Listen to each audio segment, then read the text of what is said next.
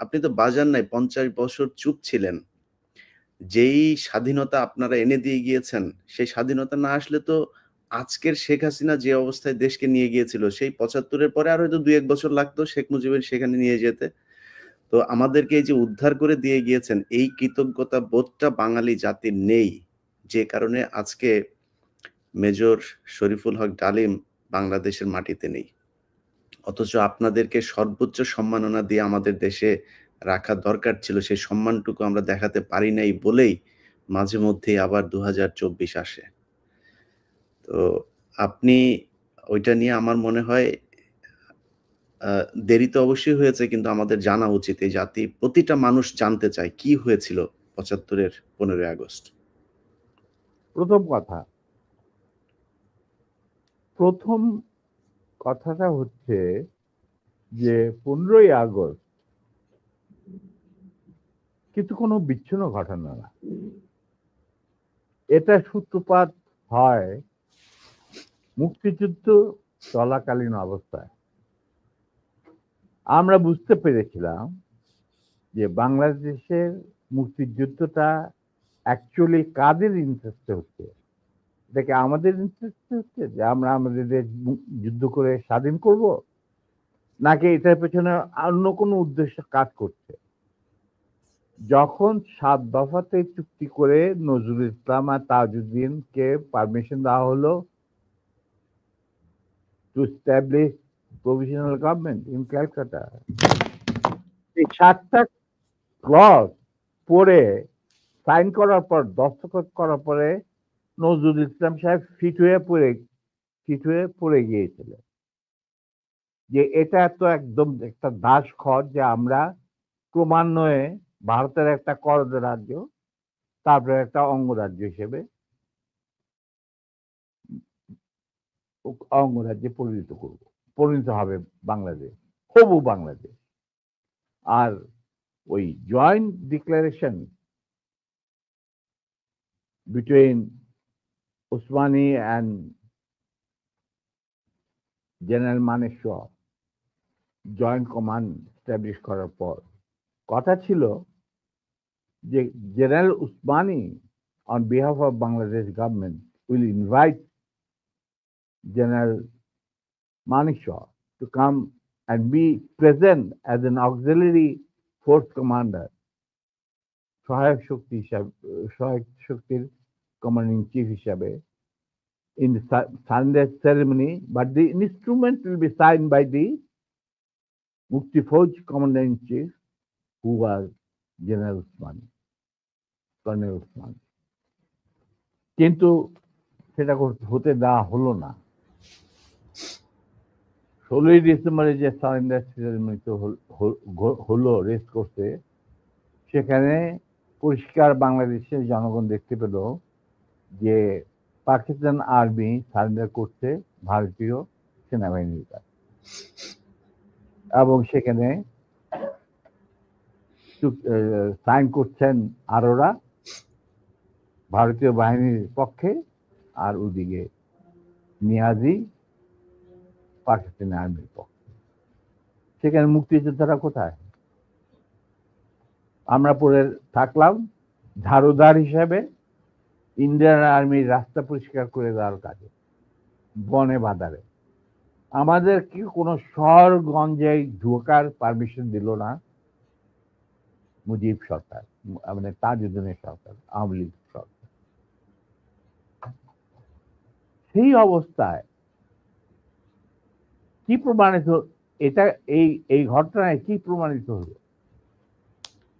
India প্রমাণ করলো সারা বিশ্বে যে বাংলাদেশের জনগণ নিজেরা যুদ্ধ করে দেশ স্বাধীন করেনি। বাংলাদেশ নামক একটি রাষ্ট্র প্রিমেচুরলি জন্ম দেওয়া হয়েছে as an outcome of Indo-Pakistan war, যেখানে ইন্ডিয়া জিতেছে। এইটা হলো ইতিহাসের শুরু। তারপর মুজিবকে যখন ছাড়া হলো, সে তো কিছুই জানতো না যে দেশ স্বাধীন হয়েছে, কোনো মুক্তি ফৌজ বলে কিছু ছিল, হাজার হাজার লোক দেশচ্যুত হয়েছে, প্রাণ হারিয়েছে, কি জানতো। সে তাকে যখন ছেড়ে দেওয়া হলো, তখন ইন্দিরা গান্ধী তাকে পাকিস্তানে ফোন করে বলল যে ফোন করলো মুজিব, ফোন করে বলল যে আমি দেশে ফিরে যাচ্ছি। তখন ইন্দিরা গান্ধী যাওয়ার আগে আপনার সাথে দেখা করে আমি আপনাকে কৃতজ্ঞতা জানতে চাই। তো তখন ইন্দিরা গান্ধী বলল, কৃতজ্ঞতা জানাবেন, আপনি ফোন না করলে আমি আপনাকে ফোন করতাম, আপনাকে ঢাকায় সরাসরি আপনি যাবেন না, আপনি নয়াদিল্লি হয়ে যেতাম। মুজিব সেটাই করলেন, তিনি চলে গেলেন নয়াদিল্লি, লন্ডন হয়ে। সেখানে কি হলো, যেই 7 দফা চুক্তিতে সাইন করার পর প্রবাসী সরকার গঠন করেছিল তাজউদ্দিন আর নজরুল ইসলাম, সেই আওয়ামী লীগ বাংলাদেশে ক্ষমতা গ্রহণ করলো সারেন্ডারের পর। ওই 7 দফা ভিত্তিতে, এবং সেই 7 দফাতে মুজিব স্বাক্ষর দেওয়ার পর ফিরে গিয়ে তিনি ক্ষমতা নিজে হাতে নিয়ে নিলেন। তাজউদ্দিনকে বলল, তাজউদ্দিন তুমি প্রাইম মিনিস্টার থাকবা না, আমি হবো প্রাইম মিনিস্টার। তারপর কি হলো, কোনো নির্বাচন নাই, কিছু নাই। ওই 70-এর নির্বাচনের সুবাদে তারা ইন্ডিয়ার 4 স্তম্ভ ডুপ্লিকেট বাংলাদেশে ইম্পোর্ট করে তার উপরে একটা সংগঠন বানানো, হুবহু এক। শুধু তাই না, রবীন্দ্রনাথ ঠাকুর, যাকে নিয়ে আমরা নাচানাচি করি এবং অনেকের মানে ভাসে যায়, আপ্লুত হয়ে যায় আবেগে, এই রবীন্দ্রনাথ ঠাকুর একজন ইন্ডিয়ান নাগরিক এবং ইন্ডিয়ার জাতীয় সঙ্গীতের রচয়িতা। আমাদের দেশে তার চেয়েও প্রতিভাবান কবি কাজী নজরুল ইসলাম উপস্থিত থাকা সত্ত্বেও আমরা সেই ভারতীয় নাগরিকের একটা গানকে আমাদের জাতির উপরে চাপিয়ে দেওয়া হলো জাতীয় সঙ্গীত। পৃথিবীর ইতিহাসে এমন কোন নজির আর দ্বিতীয়টা আছে বলে আমি মনে করি না। কেন কোন বাংলাদেশে যদি নজরুল ইসলামকে আমরা জাতীয় কবি আখ্যা দিয়ে থাকি, তাহলে নজরুল ইসলামের গান কেন হলো না? বা অন্য কারো গান হতে পারতো জাতীয় সঙ্গীত। ভালো ভালো কবি সাহিত্যিক ছিলেন আমাদের দেশে, কিন্তু পৃথিবীর ইতিহাসে কোথাও নাই যে বিদেশি এক নাগরিকে যে নাকি তার দেশের জাতীয় সঙ্গীত রচনা করেছে এবং আমাদের শুদ্ধ স্বাধীন বাংলাদেশে এসেও আমাদের জাতীয় সঙ্গীত রচনা করতে হবে। কি ধরনের কথা? That means you have nothing in your hand.